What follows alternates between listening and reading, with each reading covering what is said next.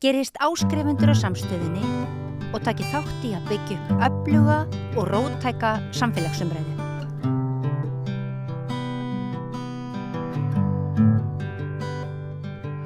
Já, það verður hérna í Hannesarholti helgina leiklestur á leikrit eftir Hlín Agnarsdóttur og sem heitir Allt okkur og það fríður hópur kvenna sem að leikles og ég veit eiginlega ekki meira en ég sá strax að þetta var alveg kjörið efni hérna fyrir rauðaborðið að ræða hvað allt ykkur þá og hingað komnir leikonunnar, Rósa Guðni Þórsdóttir og Guðbjörg Thoroddsen og höfundurinn Hlín Agnarsdóttir.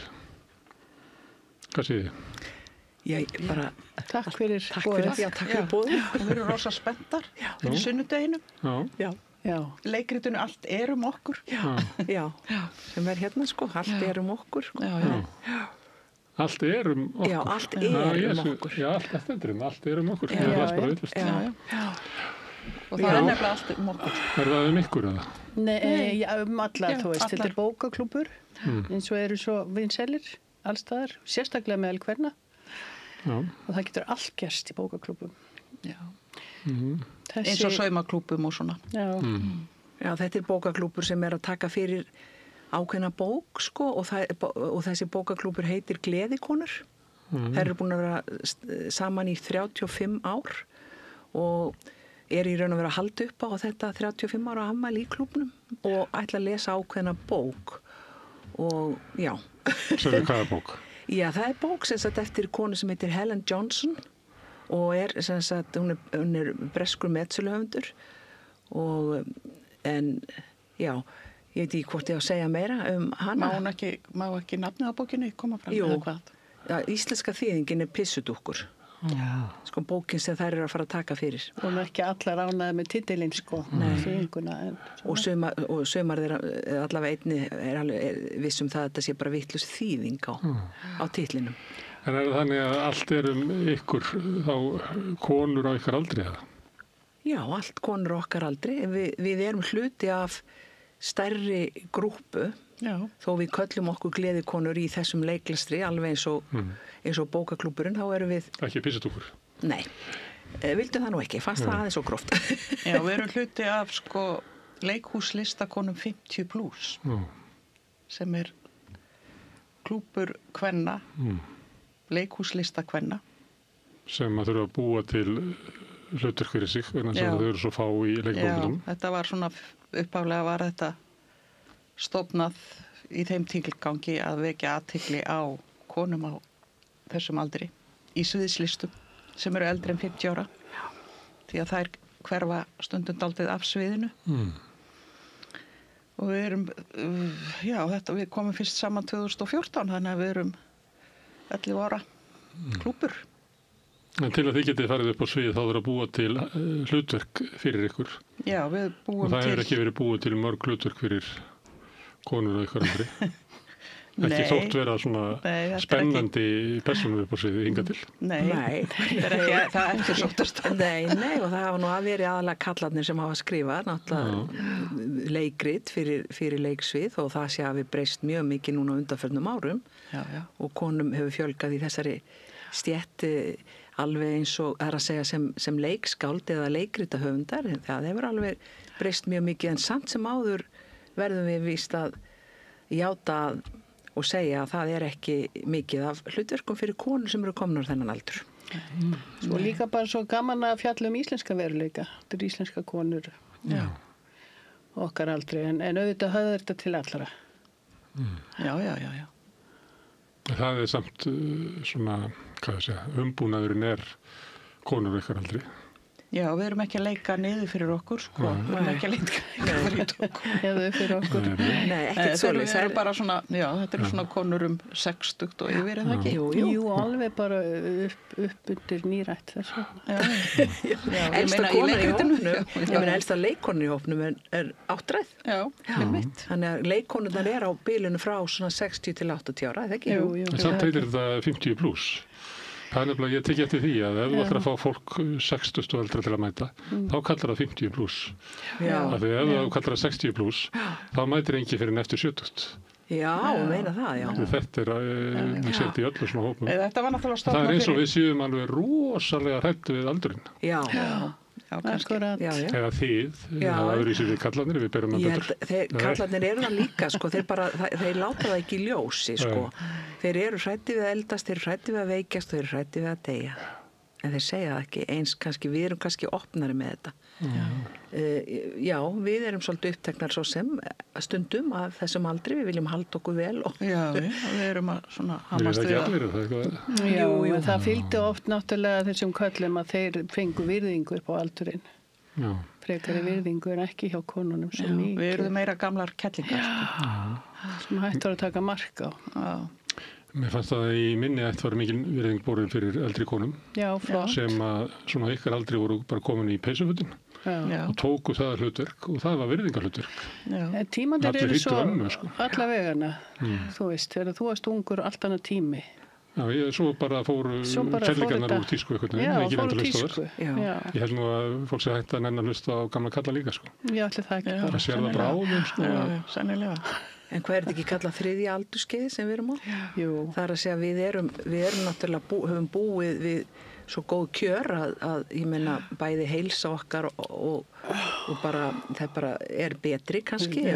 Heilbrigðiskerfið, lífin, þau halda okkur lengur á lífi. Endalausir unglingar. Þannig séð. Þannig að maður verður gamall eiginlega seinna en fólk er áður fyrr, má segja. Já. Kannski. Já, kannski, ég veit ekki. Ég veit ekki. Nei. Hvað séru? Ég veit ekki hvort það sé þannig. Jú. Það er stundur eftir þetta. Já. Og það sem að lengist er kannski fyrst og fremst tími þar sem þú ert veik.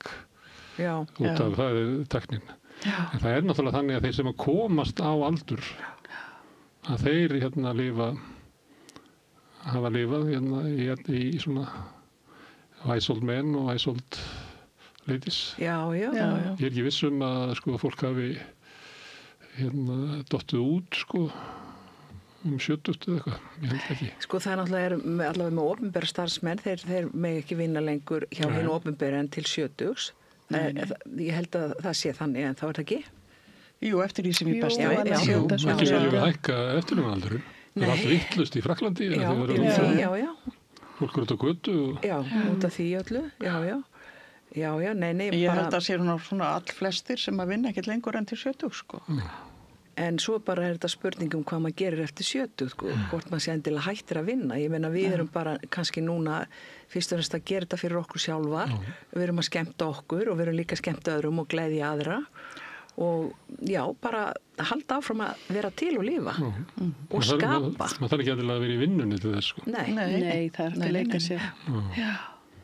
Og margir Íslendingar hafa lagt fyrir kynum lífeyrissjóði, margir. Já. Við gerum þetta nú bara upp á eigin spýtur og við erum ekki með neina styrki eða laun fyrir þessu, við erum ekki að nefnum listamannalaunum. Við erum búin að sækja svo bara mjög spenntar að vita hvort við fáum. Við höfum sótt nokkru sinnum. Fáum aldrei. Er það ekki þarna í þessum umsóknum sem þá leikhópur að sækja í sviðslista eitthvað? Jú, sviðslista sjóð. Ég held að það séu 50% fá styrk. Já, það eru yfir 100 umsóknir sem berast kannski inn og 10 sem fá. Já, þetta er við vitum alveg þetta er erfiður róður og svona, en ég meina við höfum bara gaman að þessu með að við getum gert þetta og leyft okkur þetta, þá gerum við þetta. Er það ekki? Jú. Og við reynum að koma þessu á koppin hvort sem við fáum styrk eða ekki örugglega. Já. Ég vil aðeins að tala aldurinn, því að ég sitt hérna og ræði við fólk alla daga og það er fólk sem er eiginlega búið með starfsaldurinn eða er svona efri síðust árunum. Með það alveg einstakir viðmælendur. Af því þá er fólk komið með mjög svona þykka reynslu að til dæmis prófessorarnir að þeir senda yfirleitt frá sér á þessu tíma svona eitt lokarit sem er svona yfirlitsrit sem engin yngri hefur þekkingu til þess að hafa svona breiða yfir sín að geta búið til yfirlit fræðigreinina. Og þetta er náttúrulega mjög skemmtilega viðmælendur því að þá fær maður þetta langdregni í svona yfirsýn. Já. Og svo líka sem að fylgir því að þegar vorum að tala um að hætti í vinnunni og svona, að þá fylgir því ofta að fólk er kannski hætt svona atinu og hérna er komið á einhver svona friðarstól. Já. Þannig að það sem það er að segja er ekki endilega af því að það ætlar að grafa undan þér eða eitthvað svona sem oft til er í þingra fólki. Já. Og ég veldi því fyrir mig það sem ég er að tala um að því mér er svo gaman að tala, hérna, þetta verður svo svona þægileg og góð samtöl. Að þetta eru svona raddir sem að fáir hafa eiginlega áhuga á í samfélaginu. Þetta eru eiginlega raddir sem er að segja að við hefum ekki verið að hlusta á þetta. Þetta er bara eitthvað gamalt raus. Hvað þú þetta? En þarna er þessi flotta yfirsýn komin þegar maður slakar á eftir 70. Ég var 70 helgina, sko. Já. Það kom bara strax. Það bara smallinn yfirsýn og það er svo gaman og gefandi að hafa þessa fjarlægð á líf sitt og geta skoða og velt vöngum og gefið frá sér. Án, þú veist, ef að maður er í sæmilegu formi innra með sér, án einhverju erfiðleika, þá er fallegt og gott og geta séð yfir líf sitt. Mér finnst svo gott að, sko, eftir að ég hætti að vinna bara þessi slaki að vera ekki í stressi með lífsitt einhvern veginn, að geta bara sofið út. Svo ekki hanga á hérna merry-go-round. Já, og bara haft þetta eins og maður vill og hvern dag svona eftir því bara hvernig manni líður. Mér finnst núna þegar ég er líka orðin 70, fyrir 2 árum var ég 70 og mér finnst bara einhvern veginn sko ég vera fyrst tilbúin til þess að lifa lífinu núna. Þetta er vaxandi tilfinning sem að njóta svona. Já, að njóta og því ég er nú barnlaus kona þá finnst mér líka stundum eins og ég hafi aldrei verið jafn tilbúin til að eignast barn. Því að nú er ég tilbúin til þess að nú get ég gefið barni eitthvað af minni lífsreynslu og ég bara stundum ég lít tilbaka þá hugsa ég, Guð minn góður, ég bara þakka Guði fyrir það að hafa ekki orðið foreldri ung og að því ég var bara ekki tilbúin til þess. Þetta er svo misjant. Já, þetta er svo misjant, sko. En það er svona ungt fólk á að vera ríkt af því það á eftir mörg ár en gamalt fólk fátækt af því það á fá eftir. Já. En raunverulega er dögugt, sko, gamla fólkið ég má ekki segja gamalt. Nei, bara eldra fólk má alveg segja Þetta er orðið voðalega fullorðið. Já, því að þetta er orðið svo mikið aldursfordómar. Að raunverulega er þetta þannig að það er sko eldra fólk sem er ríkt af því það á svo mörg ár. Já. Við eins og við höfum gleymt þessu. Já. Og ég var hérna að tala um daginn við mann sem var að útskýra fyrir mig Kína. Og þá kemur náttúrulega ljós að það er byggt á svona forferðum og öðru slíku eins og er allstaðar. Ég hef verið í Afríku, þar er þetta þannig. Og þannig var þetta hjá okkur. En við erum í einhvern svona tilraun til þess að rjúfa raunverulega tengsl kynslóða. Það sem að fólk svona bara upp úr 40 verður ómark. Mér fannst ég finna því þú sagði þetta með 70 sko, og fannst slagan leið varst 70. Þegar ég var 50 þá hætti síminn að hringja hjá mér. Það gerist fyrir hjá konum. Það hafði engin áhuga lengur á mér í sko varðandi vinnu. Ég fann það alveg. Og bara ég sagði kennitöluna mína, einhvers staðar þar sem ég var einhvers staðar að leita fyrir mér, þá bara fölnaði fólk sko. Það bara, þá fann ég það alveg, ég var ekki lengur unglamb í þeirra augum eða í augu vinnumarkaðins eða þeirra sem ég var að leita til sko. Gast ekki bara breytt kennitölunni og sagt ég er 10 árum yngri en ég er. Ég er 10 árum yngri en ég er. Ég upplifði mig þannig, getur þú sagt, eins og þessi kennitöla. Já, það er alltaf kennitölu, alltaf verið að skoða kennitölur hér í þessu landi. Já. Ég tek eftir því að ég er aðeins yngri en þið, að fólk á mínum aldri er hægt að segja aldurinn sinn á Facebook. Maður sér það þegar maður beðum að segja óska fólki til hamingju á afmælið. Og ég er komin á þann aldur að fólk vill ekki segja hvað er gamalt. Nei. Þannig að þetta er mjög ríkjandi. Og þetta gerist fyrir hjá konum. Við vorum einhvern tímann fyrir einhverjum árum að fjalla svolítið um þetta. Og þá fekk ég konur sem höfðu mist vinnuna af einhverjum ástæðum. Og þetta kom náttúrulega, var ekki bara hér, heldur út allan heim, kom svolítið ljós þarna í hruninu. Að það voru svo margir sem mistu vinnuna. Og þeir sem voru yfir 50 fengu bara ekki vinnu aftur. og mörkin voru eiginlega, það var eiginlega svona 55 hjá konum og 60 hjá körlum. Já. Og ég skoði þetta í þinginu, Svandi Svavarsdóttir sem að var þá held ég bara 62 eða eitthvað á þingi. Hún var elst kvenna. Já. En elsti kalli var 70. Já. Einmitt. Og maður hugsa að við höfum ekkert að gera við konur sem er eldri 62 ára á þingi, hvers konar samfélagi er það? Akkurat. Það er rétt. Þetta er Kannski ekki bara merkilegt. þingmenn að vera allir eldri en 60. Það er öldungaráð. Já, öldungar. Já, öldungaráð, já. Nei, ég var að koma úr kennslu í Listaháskóla Íslands, var að klára þar að ljúka námskeið þar með mínu nemendum sem ég hef verið að kenna í 6 vikur og ég byrja bara alltaf á því að segja við þau þegar ég kem inn í tíman. Ég ætla bara að láta ykkur við þegar þau eru búin að segja mér hvað þau eru gömul og svona, þá segi ég ætla bara að láta ykkur vita því að ég er 50 árum eldri en þið. Sem sagt að ég segi mér ekkert að fela þetta og þetta verður svo mikil opnun, sko. Þegar maður tala bara hreint út þetta, hvað maður er gamall. Mér finnst þetta alveg yndislegt. Já. Verður hún svona gömul. Já. Mér er alltaf líði vel lífinu innra með mér en mér finnst þetta alveg æði. Verður hún 70. Já, það eftir. En veitu hverjum þetta að kenna? Hvað segir þið fyrir ekki það? Veitu hverjum þetta að kenna? Ég held að sé ykkur. Af því að þegar sko babyboom kynslóðin kemur, risastór og fyrir öll í nám, kemur svo inn í samfélagi, þá þarf hún að ryðja sér braut. Og hún byrjar að hýja á alla eldri, þessu gamaldags og svona, þetta byrjar að koma svona upp á 1970, 80 og síðan eru búin að vera þarna.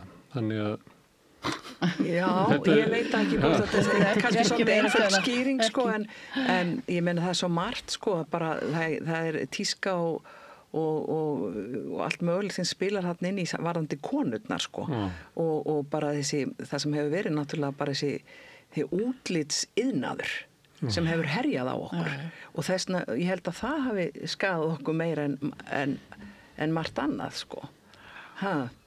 Eða hvað segir þið, stelpur? Jú, eflaust. Við erum meira uppteknar að því, ég hef ekki enn kallmenn. Ég veit það ekki. Yngri konur í dag,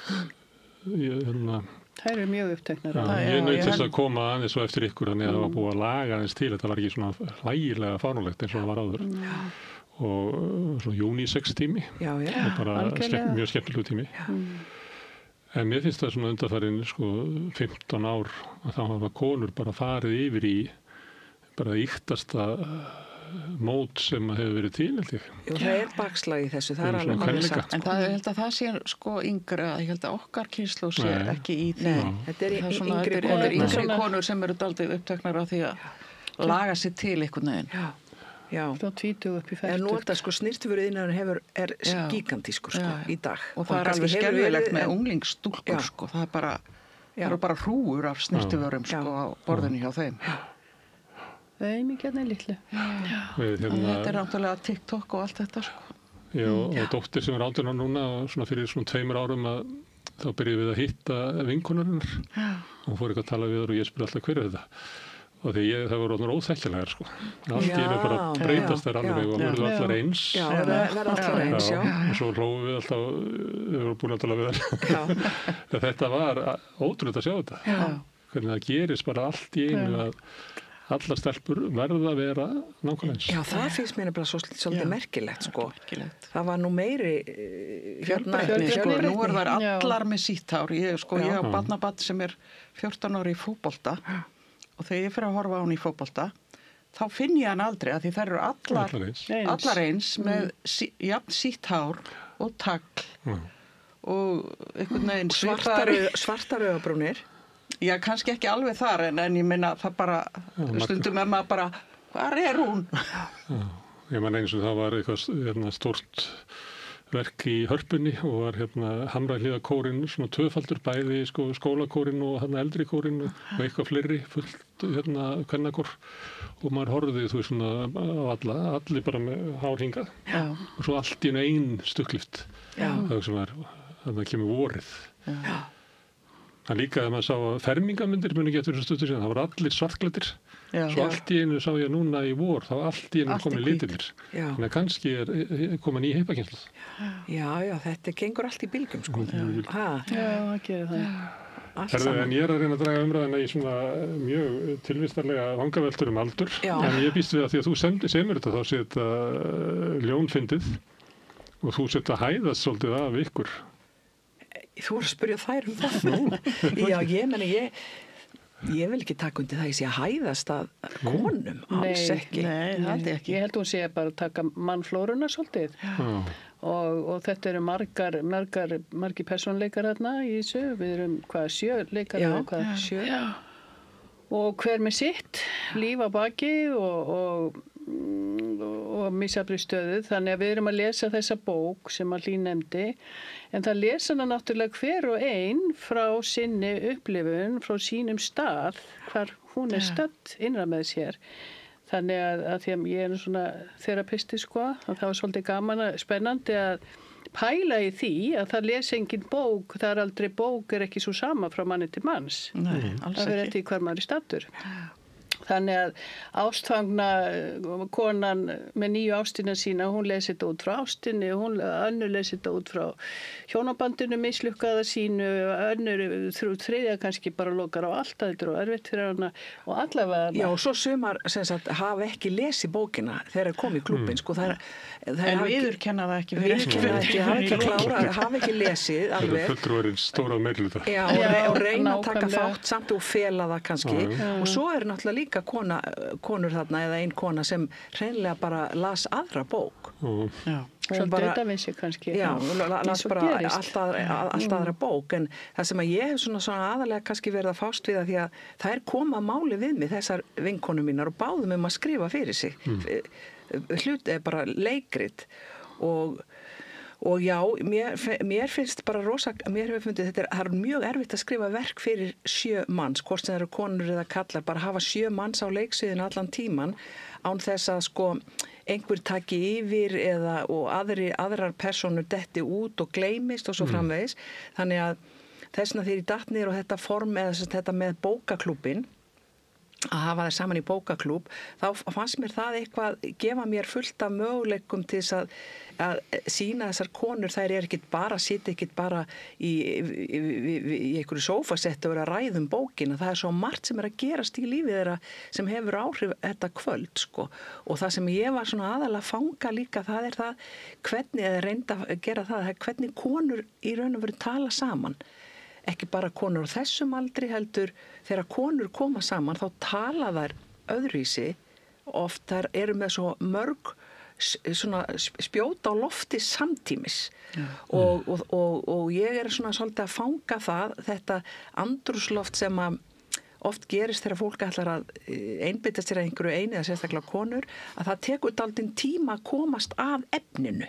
Og mér finnst það vera það sem ég svona er að reyna að gera, en leið er ég auðvitað, eins og þær eru að segja, að reyna að skapa þarna konur sem eru persónur og reyna að bregða upp mynd af þeirra lífi og stöðu kannski.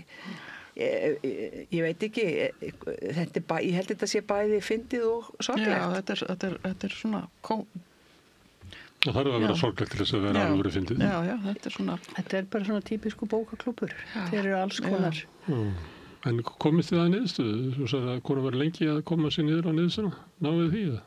Nei, sko, það er engin niðurstaða. Beinleinis heldur er bara, það er lengi að koma sér að því að ræða bókina sjálfa. Já, og þetta er svona kannski út og inn úr því, sko. Og eru, sko, það vantar svona vissa fókus og einbeitingu en loksins þegar að það gerist, þá verður það svona ákveðin hvörf í verkinu. Það verður ákveð uppnám og hérna, en svo, ég kalla þetta við absúrt komedíu með dramatískum undirtóni. Er það ekki? Glæsilegt. Já, mér finnst það mjög góð skýring. Þetta er mjög leikskrárhæft hæf setning. Herðu, en Rósa Gunni, viltu segja mér frá þinni? Já, mín heiti Rúna, hún er held ég dálítið glæsileg, er það ekki? Jú. Já. Hún er allavega Hún er skvísa, hún er ungleg skvísa og hérna heldur sér vel. Hún er ástfangin af manni sem er kokkur í París Hún nýkomin frá París, hún kemur beint frá París með kampavín sem að kokkurinn, hann Gerard, gaf henni til þess að gefa stelpunum. Hún rekur líka, hún businesskona, hún rekur ferðaþjónustu út á landi, mjög öflug. Þetta svona það sem ég veit henni. Og hún frekar, mér finnst hún frekar jákvæð svona. Hún rosalega hrifin af bókinni. Mjög hrifin af bókin, hún les hana sem pjúra ástarsögu. Já. Og hún bara algjörlega samsama sig með bókinni. Og hún mjög mikið að hugsa mjög sterkt til Gerards og það kemur fram í verkinu, ég ætla ekki að segja meir það. Nei. Bara kemur í ljós hvernig þeirra samskipt eru. En hún svona kannski dálítið mikið að leita að ástinni og búin að vera því. Jú, hún telur sig vera búin að finna hana þarna. Skilurðu. En það ljóst að hún hefur verið að leita að henni. Já. Svona í gegnum hvort hún hefur verið gift, það getur vel verið. Ég á eftir að ákveða það, sko. Og hvort hún á ykkur börn eða barnabörn, það. Hún átti kærast áður. Hún átti kærast áður. Hann fyrir COVID, hann Guðfinn. Svo tóku sér pásu, segir hún, frá kallastandi. En hún greinilega svona dálítið að leita ástinni, held ég.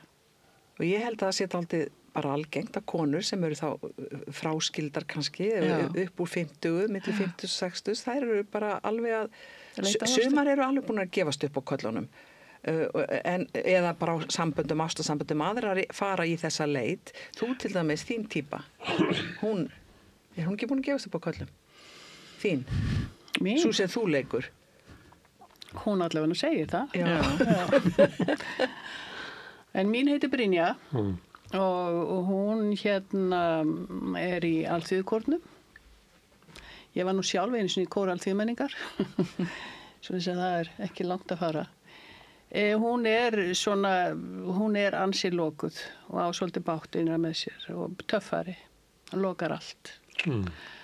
Alla erfiðleika lokar á það og hún las bókina en hún fór ekki inn í hana, sko. Og það ekki fyrir að fara að ræða bókina og efnið kannski sem að hún allt inn og fattar ég get ekki opnað mig, ég get ekki lesið. Ég les annan veruleika heldur en aðrir. Þannig að þetta það. En mín, já, hún mikill töffari, mjög lokuð en við sitt að glíma. Dóttur sem eignast ekki börn og hana langar í barnabarn og alls konar. En hún opnast kannski aðeins í bókaklúbbnum, hver veit, eftir þennan klúbb. Þetta verður rosalegt þarna þegar það að líða loku, þegar allir opna sig allt í einu. Já. Og verður 7 uppgjör á suðinu. Já, nei, það ekki þannig. Það verður ekki þannig, sko, það ekki uppgjör. Það verður að fara að setja upp Hamlet, það svona 7 á sviðinu í uppgjöru og allir döður. Já. Já, það náttúrulega ekki hægt að bara sprella allan tíman. Maður verður aðeins að fara niður á eitthvað dýpi og já, þær eru mismunandi og hafa mismunandi afstöðu og eru mismunandi, þær tala ekki jafn mikið. Og það eru með mismunandi sko, bakgrunn og störf og svo sem heldur klubbinn, hún býður þeim öllum heim í stórt einbýlishús og það nú eitt sem við höfum talað sko, að það til svo ofboðslega mikið stórum einbýlishúsum í Reykjavík. Hvað það gæti verið gaman einmitt bara að leika þetta í stóru einbýlishúsi, bara ef ykkur auð menn að hlusta sem eiga 700 fermetra sem tómt eða sem bara eins og bara uppstilt fyrir leikmynd því þetta eru allt oft kannski bara ein kona að hringla í því kannski ein kona bara að hringla í þessu eins og hún, okkar Erla heitir hún að það væri bara alveg rosalega sniðut ef einhver auðmaður eða auðkona myndi vilja bjóða okkur til þess að heim til sín til að leika þetta verk og bara bjóða fólki að koma þangað. Það þarf ekki endilega að fara alltaf í borgarleikhúsið eða þjóðleikhúsið eða á önnur leiksið. Þetta er möguleiki. Það vantar senur og svið í bæinn. Já, maður fór stundum á Gljúfrastein. Það voru stundum leiksýningar í stofunni sem er nú ekki stór. Það væri Þannig að rosalega það gaman að væri geta gaman. leikið þetta í stóru umbylshúsi, í alveg talað. Það var nú mikið gert hérna áður fyrir að leika í hinnum ýmsu rýmum. Já, það var gert og það er það sem er svo meiri spennandi. Flóra í því hérna Já. áður fyrir. Og ég held að- segir mér fólk að það sé bara ekki hægt að fá svoleiðis lengur vegna þess að ferðamannabólan hefur sprengt upp allt fasteignaverð, þannig allar búið- skemmur og fleira, það er búið að rífa þetta og Já, byggja eitthvað annað já. í staðinn. En ég meina Hólfa niður í lítil herbyggi. En það er mjög Græna. mikið af stórum, tómum einbýlshúsum sé ég, það er að segja, það er mörg, ég er sem vantar líf. Já, en mín fíknefnilega Gunnar Smári eru fasteignir. Nú, Já, keirurðu hverfi svona Nei, skoðuna? ég skoða alveg, ég er búin að, ég skoða, ég er bara hef svo mikinn áhuga á, ekki bara fasteignum heldur, ég hef áhuga á húsum og íbúðum og ég skoða allt mjög nákvæmlega og ég er búin að skoða mjög mikið af einbýlshúsum, það einmitt í sambandi við þessa. Meinar þá fasteigna með að Já. keirur hverfin og Nei, ég skoða? keiri ekki hverfin, að ég er ekki á bíl. Nei, ég skoða Það er til þetta. svona hlaupahjól. Já, nei, ég fer ekki á það. Ég ætla ekki að fara að hætta mér á það, sko. Nei. Ég var eftir manni sem geng. að keirði svona hverfi og var svona að hugsa hverju byggju þarna og var að skoða bara. Já, nei, Tók þetta er það bara eins og svona window shopping. ekki nýsni eða forvitni. Mér hef áhuga á arkitekturnum. Það er að segja hvernig, mér finnst alveg stór merkilegt út frá þess að þetta gerist í einbýlshúsi hérna. Hvað er ótrúlega mikið af stórum höllum sem hafa verið byggðar á Íslandi á undanförnum árum og ég bara spyr sjálf mig hvaðan koma allir þessi peningar, okkur er fólk að byggja allir þessi hús og hvernig fer það að því að reka þetta hús og svo yfirleitt eru bara innan hús, finnst mér, þetta oft vera bara eins og leikmyndir. Þetta er bara tilbúið til þess að leika einhver leikriti. Af því það er svo lítill heimilsbragur. Það vantar heimilið. En þetta er einhverja leikmyndir. Já, Já, og ég er kemur alveg oft sammála því. ferðast heiminn og fer á fín hótel og fleira og kemur með þann smekk heim til sín Já. og innréttar heimili sín eins og hótel sem er alveg Þetta er ævintýralega vitlaust. nákvæmlega hárrétt, já. Það er svo mikil hótelbragur á þessu Svo öllu. kemur heim og reynir að elda mati sem að borða á veitingastofunum Já, og skynjar ekki að sko að heimili og fjölskyldu er allt annar Já, veruleiki. ég held þetta fólk, það er með Er ekki fullkomin commercial? eldús, það eldar ekki heima, það er bara með upp á punt hjá sér þessar hrærivélar sem kostaði 100.000 eða hvað þeir eru og ég var alltaf að hissa hérna, ég frétt af einhver svona fólki sem bjóði svona einbýlishúsi sem var með hennar KitchenAid, ofsalega flotta hrærivél og að því það er svona statustákn að vera með hennar og búið að klippa af henni snúruna. Já, ég hef heyrt Já, það. það var Já, fyrir. og svo er þetta fólk sko, það er með ábóðslega flottar eldavélar og allt saman og ég held kannski ekkert í sambandi. ég held að elda ekki teima, bara panta sér Ég hef pinsu. heyrt þessa sögu að klippa á öll heimilistækin. Hlín, ekki tala þetta fólk niður af því að þú ert til að farast eftir að fá lánað einbýlishús. Já, ég er ekki að tala Það mega vera afklipptar Ég snúrur. vil ætla að einhver segja, það má vera afklippt, það má vera allt ónotað neina. Af því að við ætlum að þetta endar nefnilega á því að það er borða saman, sko. Er þetta feminist leikrit?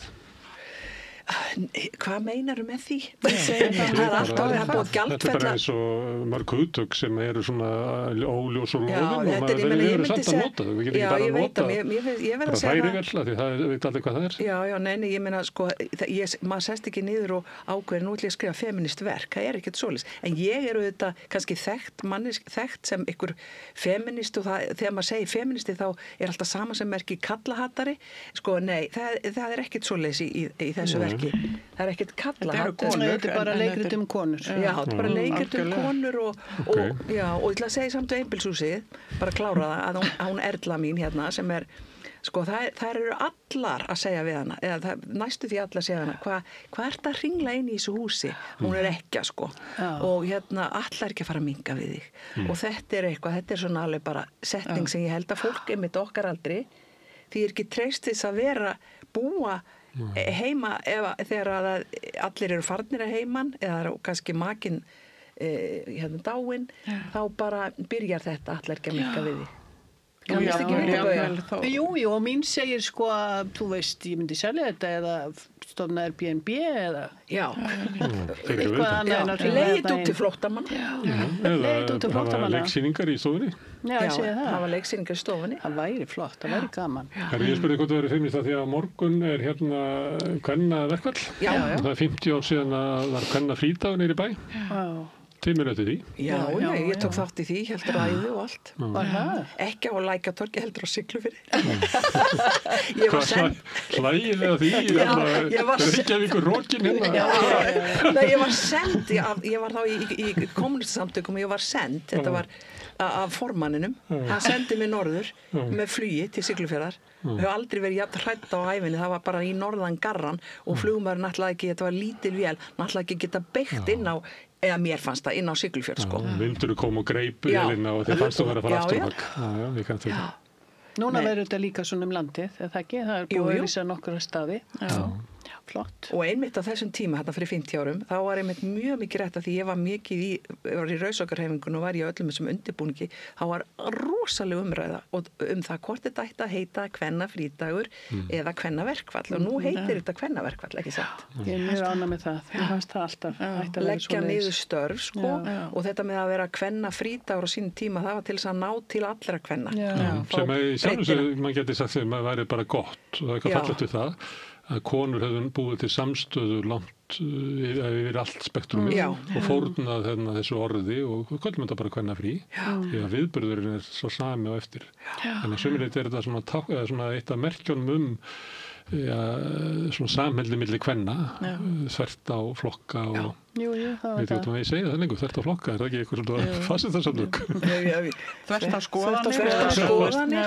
Það var nú þannig, sko, þetta var náttúrulega mjög stór dagur, það voru mikið af heimavinandi húsmæðurum þá og það var svo flott að sjá þær ganga út af heimilinu. Koma út úr húsunum. Já, koma út úr húsunum og kallarnir bara stóðu uppi í húsinu sínu og vissi ekki hvað þeir áttu að gera, margir. Það var ekki matur til Engin matur. Klukkan 7. Þetta er umverulega svona ef þú getur farið inn á tímarit.is og lesi blöðin daginn eftir að þá eru ég menn eftir einu það var held að vera í skattstofunni þar sem einhver svona kall stendur fyrir fram að vask og þau þurftu sérst að vaska upp í kaffistofunni og það var eiginlega fréttin vandræði sem þessi maður lenti í að það var ekki kona til að vaska upp. Guð minn almáttugur og börnin, þau voru líka þurftu að skipta á þeim og svona. Já, og svo þurftu að þeir tóku börnin, þurftu að fara með börnin með sér á vinnustæðan, var þetta ekki svoleiðis? Jú, líklega, auðvitað. Það var svo fá dagheimili þannig. Nei, þetta er bara þetta er nú svona eiginlega við höfum sagt sko að við erum líka að gera þetta núna akkurat núna í tilefni af þessu öllu saman. Þannig að þú nefndir Rauðsókuna, þá var það hið persónulega pólitískt og hið pólitíska er persónulegt og hluti af kvennabaráttunni og það er gaman að tala við Rauðsókunar, ég tók svona sirpu að tala við þær. Og þá kemur í ljós sko hvað þetta er stórt skref að þú þetta hefur áhrif á þig persónulega, þetta er ekki eins og að skipta skoðun, þú þarf til að skipta stöðu þína í samfélaginu og í heimilinu og það er kannski þetta svona aflið í þessu að pólitík sé persónuleg og hluti af því sem hefur alltaf verið hluti af pólitískri baráttu er að listin kemur með að því við þurfum að umbreyta sjálfsmynd okkar og hugmynd okkar stöðu í samfélaginu sem að pólitíkin í sjálfum sem getur ekkert gert sko. Hún getur bara komið með eitthvað svona lausnir og þvargað eitthvað en til þess að eitthvað svona virki að þá þarf að endurskapa sjálfsmyndina sem hæfir í nýjum tíma því að gamla sjálfsmyndin hæfir ekki og það gera listirnar og kannski ekki alveg nógu vel ef við erum að tala að ungu stelpurnar síðan detta aftur í sjálfsmyndin 1950 ekki allar kannski þetta skiptist allt í hópa líka ég meina það er líka kannski hvað fólk er orðið einangraði og sérstaklega unga fólkið í sínum netheimum símónum og næri ekki að tengjast því sem að hefur verið í gangi og menningunni og svona.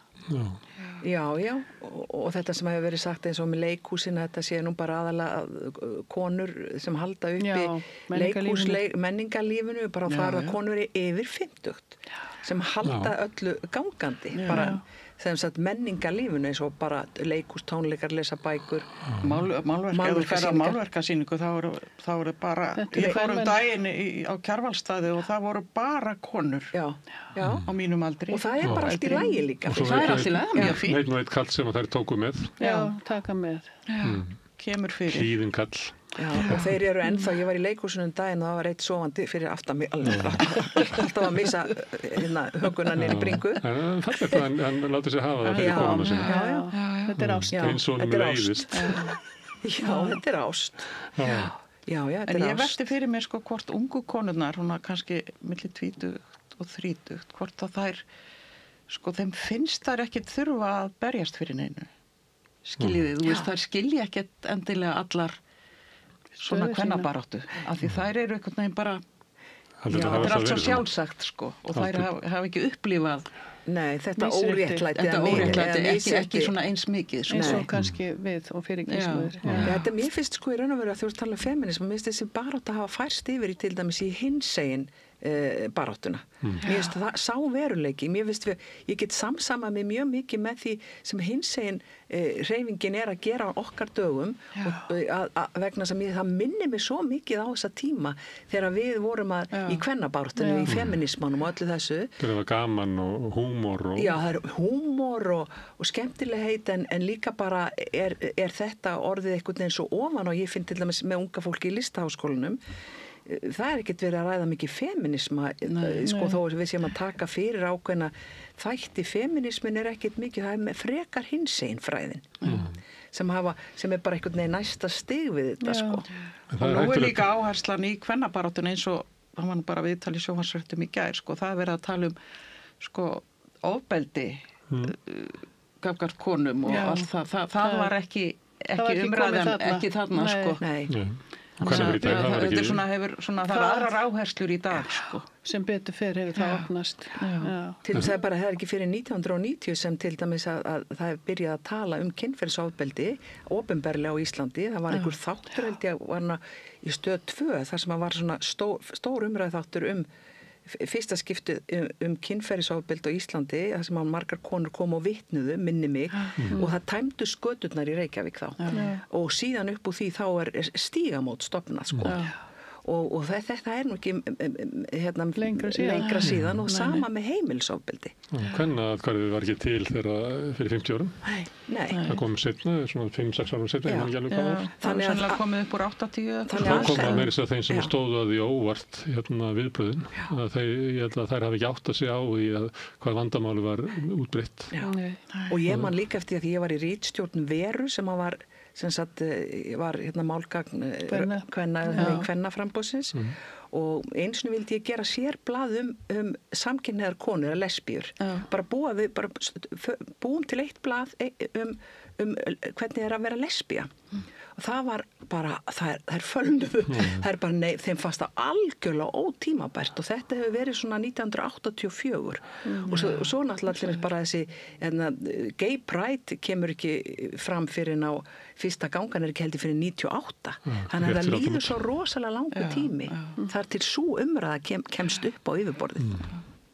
Það hefur verið bent á þetta stundum að sigrar baráttu samkynhneigðra að baráttan var búið að há hana þegar sigurinn kom og sigrarnir sem að þeir hafa náð þeir hafa ekki verið umdildir en það er öðruvísi með transfólk sem sigrarnir hafa komið áður en að umræðan klárast í samfélaginu og einhver leiti held ég að sé með konur að það er svona bæði og sumt þykir sjálfsagt en samt einhver órói í gangi í kringum. Eins og maður sér bara til dæmis í sambandi við þessa umræðum þriðju vaktina, það er að segja enn er þetta nú þannig í hjónaböndum og þegar fólk er að stofna til hjónabönds og eignast börn og til unga fólki, ég meina það er þetta með sem við vorum alltaf að tala í gamla daga, að það sé jöfn ábyrgð á sko heimilinu, uppeldinu og allt þetta.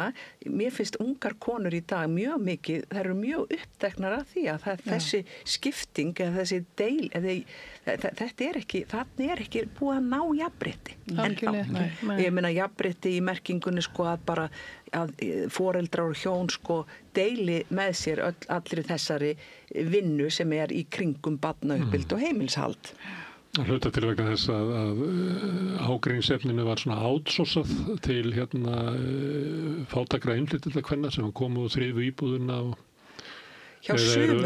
Það var svolítið. Það er svona efri lögunum, það var bara outsourcað í staðinn að við séum að deila með þetta. Það er ekki bara kaupa okkur út úr þessum deilum.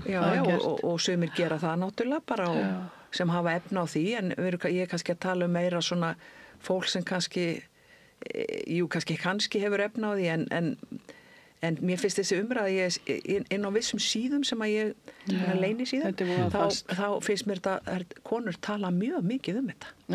Sko ennþá Gunnar Smári þetta þannig að karlmennirnir eru ekki alveg, ungu karlmennirnir eru ekki, þeir eru til og það eru bestu karlarnir sko, bestu mennirnir sem að skilja þetta bara að taka þátt í heimilstörfunum sko. Svo að lendi ekki alltaf á konu á heilsu þeir gera kannski frekar það sem skemmtilegast eins og elda matinn eða eitthvað svoleiðis en með þvottin ekki taka til eftir sig og helst ekki að elda nema maður getur verið með bjór við grillið úti og það þarf að vera gúrmeimatur meðlætið er mjög gott sem að konan bjóð til og svo hitt svona hálf illa grilla kjöt en það er alltaf aðalatrið á borðinu og þá er eftir sko ef við með 3 börn í heimili menn allir þvotturinn hann lendir rosalega mikið á konum en við fundum nú upp þvottavélina fyrir ykkur Já, en ég meina, já, ég veit það en sko, það svo, ég að tala sko þegar að búið er að þvo, búið er að þurrka, þá þarf nú að ganga frá. Fötur að para sokkana. Já. Herðu, en það að þessi hlutur listarinn er að endurskapa sjálfsmynd okkar fyrir nýjan tíma, þetta gamla gagnast ekki. Er þetta ekki svona verka því að við erum búin að vera svolítið að tala um það að svona sess kvenna á efri árum starfsæfinnar og eftir starfsæfinna að það er svona kettlingar segir þið og eitthvað svona og ég tók hana gömlu peysufötakonuna og það hefur en er þetta ekki bara komið tími að það þurfi raunverulega að koma inn í sögur og upp á svið og inn í bíó og eitthvað fleira bara helling af konum á ykkar aldri til þess að við höfum einhverja leiðsögn það hvernig er að vera kona á þessum aldri því að við getum ekki verið eins og konur voru hérna árum áður Nei, ekki bara fastar í stereotypum sko Heldur er þetta bara lifandi kvenmenn sem er holdt að fá upp á svið til þess að jafnaldrar okkar geti saman sig við og líka bara ungu stúlkurnar að þær eru ekki bara eitthvað fyrirbrigði milli 20 og 50 og svo búið. Þetta er bara líf eftir þetta líf og það er hægt að sjá það í þessu leikriti mjög líka. Þetta er bara svo gaman að fá lífið svona fram. Eitt í þessu leikriti líka að þó að þessar konur séu komnar á efri ár þá eru þær ennþá að glíma við alls konar drauga úr fortíðinni og þú veist það fer ekkert frá manni sko.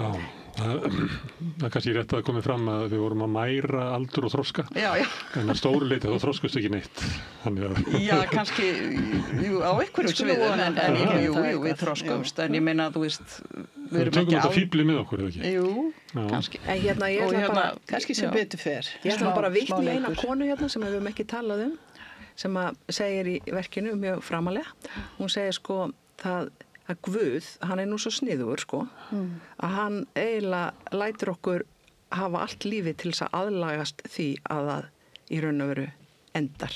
Það er sérst, við erum alla ævina að sætta okkur við það í raun og veru eða svona læra það að í raun og veru er þetta bara ákveðin skammtur sem við fáum.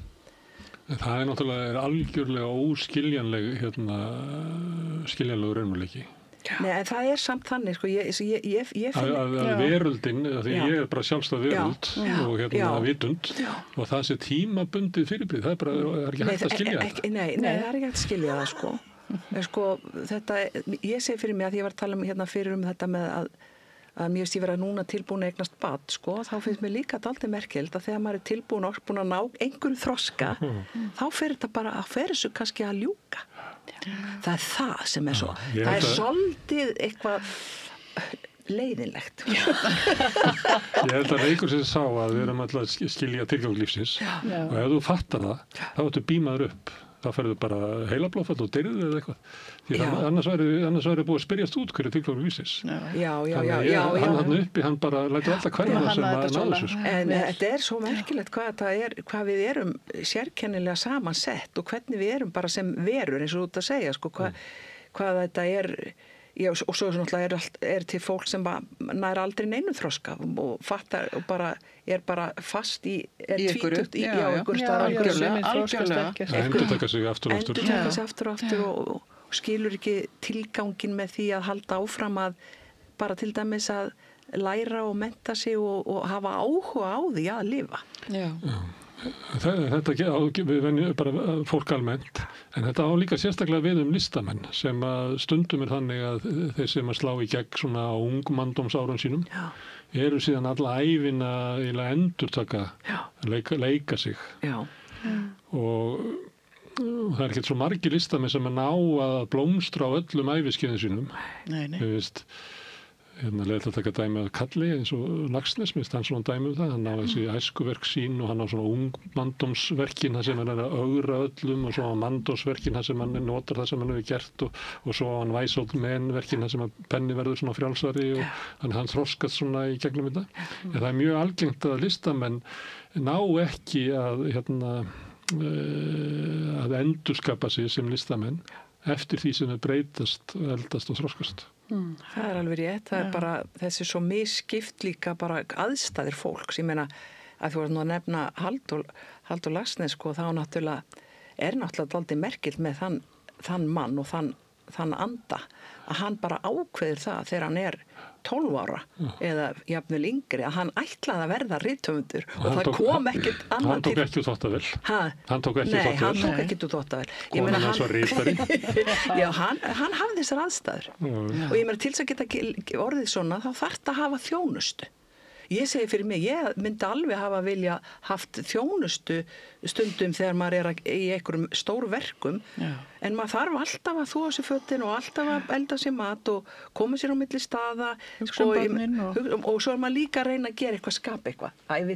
Þetta algengar hjá konum. Þú hefur verið að blómstra núna undanfarið, sett frá hellinga góðum bókum og... Já, heldur betur. Það ekki við. En svo það líka álægir á konur að hugsa aldraða foreldra og veika foreldra. Ég var bara að lesa bók þegar mamma mín dó, ég man ekki hvað, fyrirgefðu höfundur. Kolbeinn Þorsteinsson? Nei, þetta eftir konu. Nú, þetta ekki bókinu Sigrún Ölbu. Já, Sigrún Ölbu. Já, hún var að koma út. Það hún bara fer hún í gegnum þetta og ég segi fyrir mitt leyti, ég samsamaði mig mjög mikið með því að það lendir yfirleitt á konur. Og það líka hlutverk sem við erum ekkert undirbúin fyrir. Sem svona dæmum að við verðum að segja þessar sögur til þess að skilja þetta. Þegar ég held að ég hef ekki verið undirbúnar undir neitt hlutverk í lífinu heldur en þegar foreldrar mín fóru að eldast og verða ósjálfbjarga. Og hugsaði eins og barnið sitt. Akkur sagði mér engi frá þessu. Kannski var einhver að reyna að segja mig frá því ég heyrði ekki að því að ég var ungur og vitlaus. Maður tengir ekki við það, maður skilur það ekki þegar maður upplifir það. En ég held að þú nefnir þarna eina bók og svona, ég held að vanti bara miklu meira umræðu þetta. Ég skrifaði í skáldsögu 2020 sem heitir Hilduleikur og hún fjallar konu sem neitar því bara að fara inn í kerfið. Svona stofnun. Og þetta dystopía, framtíðarsaga. Þar hugmyndi spratt út frá því að þegar verður 67 ára komin á hann eftirlaunaaldur og í þessari sögu þá þarf að sækja það hjá ákveðinni stofnun og einkafyrirtæki að fá að lifa áfram. Og þarf að sanna það að þú sért þess virði. Já, það er alltaf gott. En stelpur vitið það að við þurfum að fara því það er að koma æfingar. Já. En ég ætlaði samt að spyrja einu að því að ég var að tala svona mismunandi feril listamanna. Þetta náttúrulega leikarinn, hann hefur bara sjálfan sig og þar að leiðandi svona tengdari, hann bara fyrir framamann. Og það þá það, þú veist, hver þú ert svona á þínu æviskeiði skiptir máli. Maður sér þetta, maður veltir stundum fyrir sér þetta í bíó, er engin leikari sem næra að fara yfir öll þessi æviskeiði nema Anthony Hopkins af því hann alltaf settur í hlutur gamla mannsins. En náttúrulega það vegna þess að hlutur ekki verða færri, en að einhver leyti það þannig það ekki allir leikar sem að lifa að komast að við geta verið góðu leikari sjötugt. Einmitt.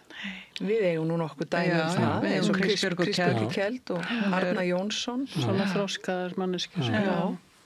En þetta raunverulegt svona challenge sem að leikarinn hefur að endurskapa sér leikara eftir því sem þú eldist og breytist.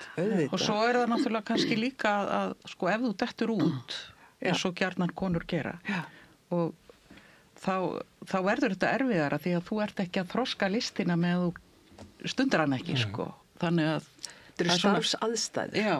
Já. Herðu, ég ætla ekki að ef að þess að það verður illa æft, þá það mér að kenna. En Rósa, Guðný, Guðbjörg og Hlín, kæra þakki fyrir komuna. Takk fyrir okkur. Já, takk. En við ætlum að snúa okkur að allt öðru máli við Rauðaborg. Við erum alltaf að skilja þennan heim og samfélagið og okkur sjálf. Næsti kafli er augnablik. Ég heiti Þórhildur Þorleifsdóttir. Á Samstöðinni er fjörug, opin, skemmtileg og gagnrýnin umræða allt milli himins og jarðar. Samstöðin á erindi inn á öll heimili. Öflugur og ódýr auglýsingamiðill 40.000 manns sjá eða heyra þætti Samstöðvarinnar í hverri viku. Ef þú vilt auglýsa, sendu póst á samstöðin@samstöðin.is.